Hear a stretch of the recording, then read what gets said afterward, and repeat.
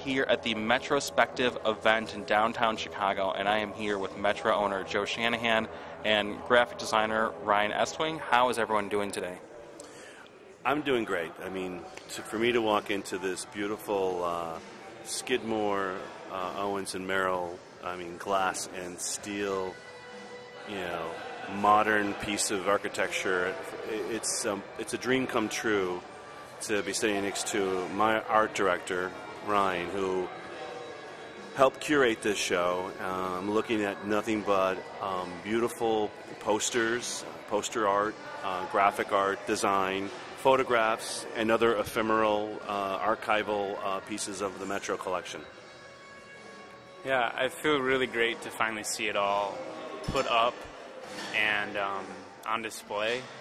And at first when it was all on the ground and it was just laid out, it was like, oh, how's this going to look? And then once it got put up on the panels, it was like, this is really coming together and is kind of overwhelming in how great it is to see all these designers designing for all these bands that played at the Metro.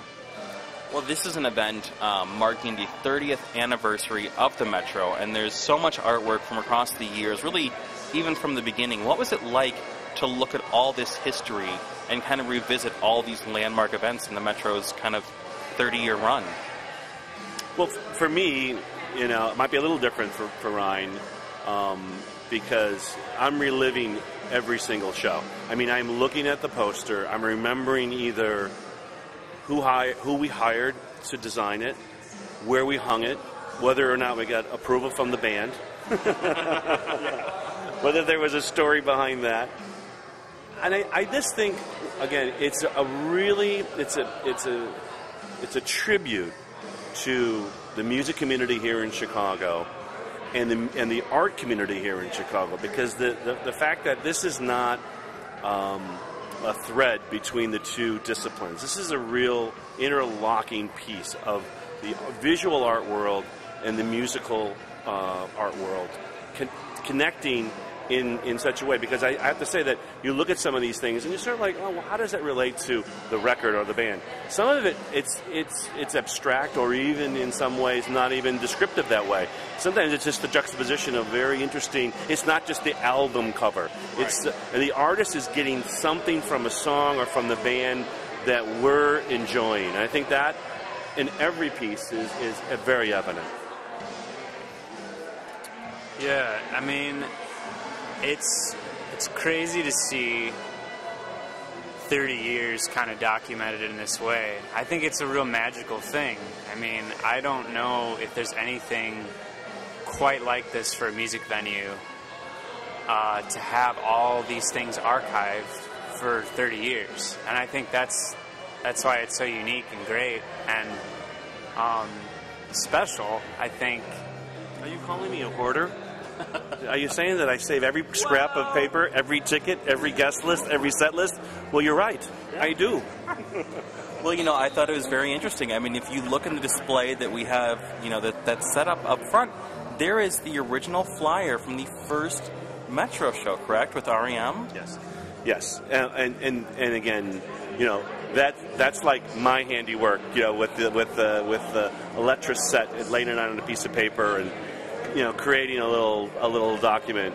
But a little known fact, and Ryne knows this, is that in every poster, and this is something that we started years ago, certainly for the last decade, we try to hide the Metro logo someplace. So, it's also a fun thing for people to kind of look and try to find, that logo. We put it in sunglasses, we've put it in earrings, we've put it in all sorts of different things. I think we began to have fun with the idea that, well, remember, we are trying to do something promotionally and marketable as well, because we are mentioning the day, the date, where the club is, of course. Maybe not always the address. We kind of got away from the address. Most people do know where we're at. But clearly the year is another thing I think is a critical piece of most of the work that we began to pull out. We began to see some of them didn't actually have years. No, it's actually really helpful too when you get the year, because we wanted to document everything to get it right down to the date, the year, who designed it, who played the show. So yeah, when the year's missing, it's kind of like, oh, well, we got to do some digging now. But so actually, Ryne was here the night that my son, Michael, was here actually digging up, going online, finding out, figuring out what the date was, and then figuring out which Friday, the 8th of September. Then we had to go back 10 years to like 85 or whatever. So it was a way for us to figure it out. But I also think was interesting was that when you look at the posters, there could be the headliner. And then the support, maybe the first support or second support in some cases, would be then headlining at the club 5 to 7 years later, like TV on the radio and the Fame. You know, that kind of thing, you know? Like, there's, I like to show some examples, like there's, let's see which poster it is. There's a Hum poster with Promise Ring opening up. Right. And then next to it, I want to show that, well, Promise Ring just played their reunion show here. So it's like, there's, you know, a lot of people, like, coming back, but, like, you see their names on different posters in very different artistic styles, and I think that's cool, too. It's, like, really interesting that way. You know, whether it's, like, Rise Against opening for Alkaline Trio, and then, or even System of a Down opening up for Slayer. I mean, so there's a way of sort of mapping out something musically, culturally for our city as well. Well, I think it's really interesting, and there's all of this history on display here, and obviously Metro has just this legacy behind it, you know. And Joe, I'm really interested to know, how have you seen kind of the live music climate and business and environment change over the last 30 years, like 82 versus now? There is no difference. There's absolutely no difference. The idea that Metro is based on is still today the same ideal, and that is we work with new and emerging artists in a live music communal experience. And it's amazing to see people that are, quite honestly, 50 years old that were there at the beginning of the club, to people that are 15 or 25 who are just experiencing the club for the first time. I look at those faces. It's not typecasting, but I really see the fact that it's going with your friends to see a band, enjoying yourself, enjoying the music, and it's a milepost or a signpost in your life. And the communal live experience is as special as when we first opened. Something else I think that's really relevant when you look at the Metro is that Metro and Smart Bar have always supported, showcased, you know, electronic music, DJ artists, whatever you want to call it. And that movement is so huge right now. You look at the EDM movement, you look at all the festivals that are coming up from it. How does it feel to kind of see this scene flourishing in the mainstream, you know, something that you guys have supported for, you know, forever now? Well, you know, what comes around goes around. I have to say that, you know, I look at, like, we have a Moby poster that you found, and you said that this would be good to show, because that was when he was sort of like doing his punk rock thing. And then all the openers for that, they're blowing up right now. Right. Jacques Renault. Right. That was the MySpace show, right? Yeah. He was on there. Oh, now I'm forgetting who was on there. I think Josh Werner was on there. Yeah, Josh, yeah. And it's like, oh, those names they're really coming out now. Like, they're really getting noticed. So it's like, it was a few years ago, and it's like, wow, that's cool to see that, how that develops. So I think that the EDM piece is interesting because while this is the Metrospective, there's a lot of Smart Bar in here too. You know, at one point, certainly in the 90s, every single band had a DJ. There was the guitar player was a DJ or the drummer was a DJ, and we would do the after sets in Smart Bar for some of the live acts that would play upstairs. So the DJ culture is clearly represented, but that might be a whole other show, Ryne. We might have to save that for 6 months. There's a few of the SoStream posters that it makes them kind of special because, like, there's a Mike Snow poster that basically we worked it out so it was 2 days, and Mike Snow also DJ'd downstairs in Smart Bar after their shows, and it was like, well, this is great, like, because that's a very unique thing, and it's cool to have it archived in a way on a poster. Well, I know. And then on the other hand, James Murphy. Exactly. James Murphy, we did DJ sets with James and Pat before we did LCD sound systems. So we sort of had a connection to, again, that. And when Smart Bar opened in '82, I opened Smart Bar before I opened Metro. I mean, Smart Bar was the little engine that makes it all go. My connection, and our connection to dance music or the dance culture has been very strong. And I think that at times there is an overlapping of things. I mean, you'll hear it in A New Order, you'll hear it in Interpol, you'll hear it in The Killers, and you'll hear it in LCD Sound System. While they're brilliant live artists, there's a dance or electronic piece to it that clearly is indelible. Something I would love to be able to do with your game, I'd love to mention a couple names, get your thoughts on them as artists, their connection to Metro, any or all of that, if that's cool. We'll tag team this stuff. Sure. Let's start with the big one, Kurt and Courtney.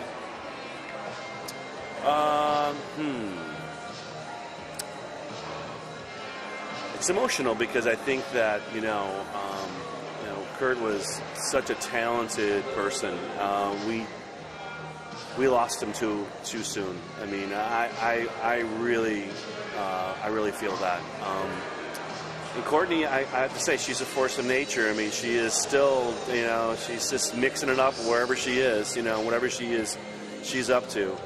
But Kurt Cobain, it's an emotional. I still think about that. We have a flyer that we found. Stacy and I went back to the further archive, and we found the show that 11 Dream Day headlined and Nirvana opened up. So that goes way back. Obviously, it's. I think Chicago was a good place for that band, and for Kurt himself. I think there was a lot of connections there. I mean, he's just friends with Corrigan, so there's that connection. But and Dave Grohl playing here. But yeah, I would say for me, emotional. R.E.M. Happiness, pure happiness. Those guys that put a smile on my face every single day I've ever. If I see Mike Mills at South by Southwest, or I run into Michael Stipe at the Spotted Pig in New York, those are they're just classy guys. I mean, their manager Bertus Downs.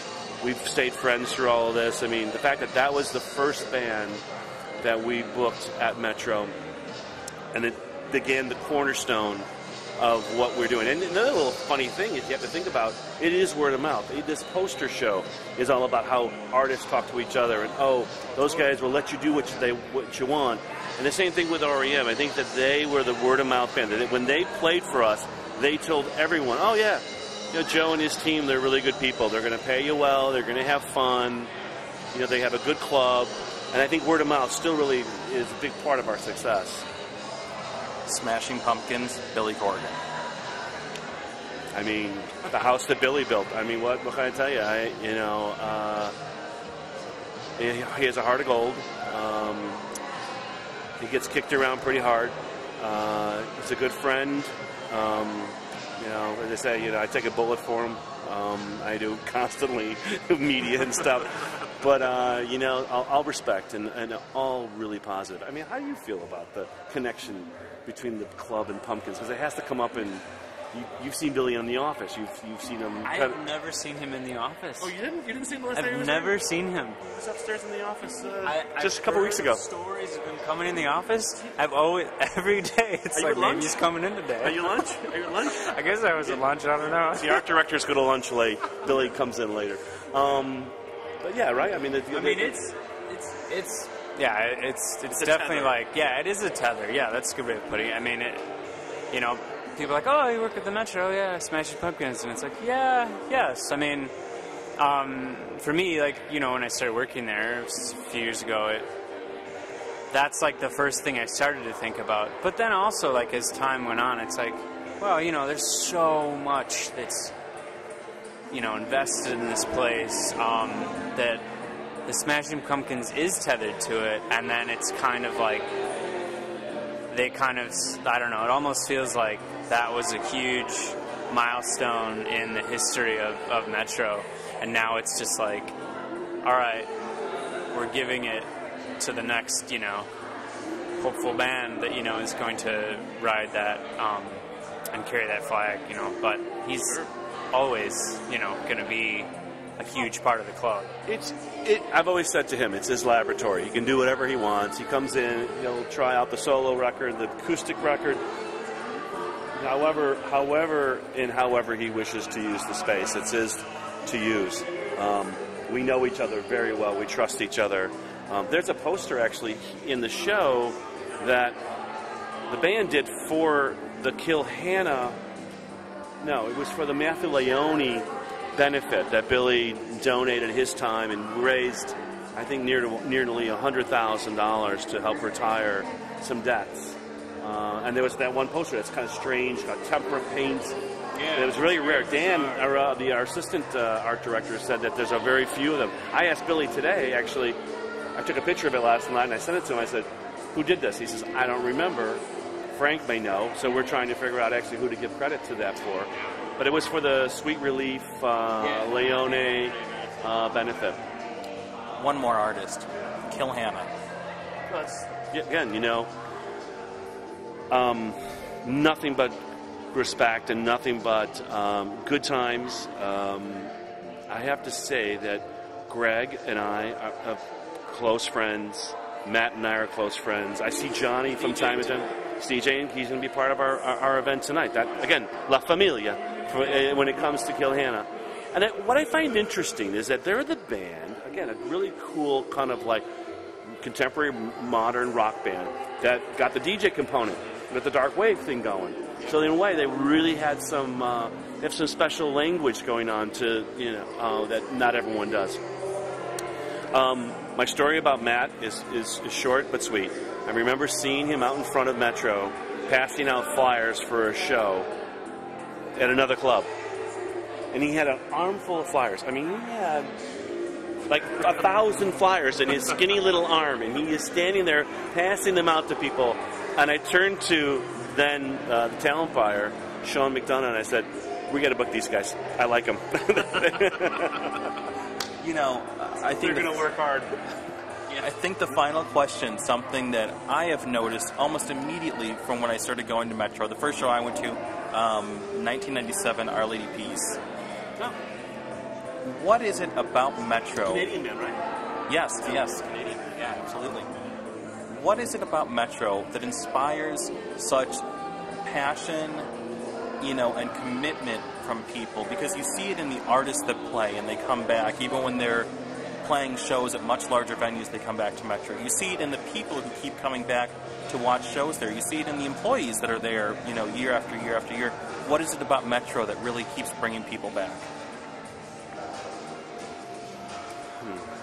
Again, I have to go back to the mission statement, and the mission statement is new, emerging, certainly unknown artists that are given a platform, given a stage, treated professionally with respect to play through, equipment that is not just scotch taped together.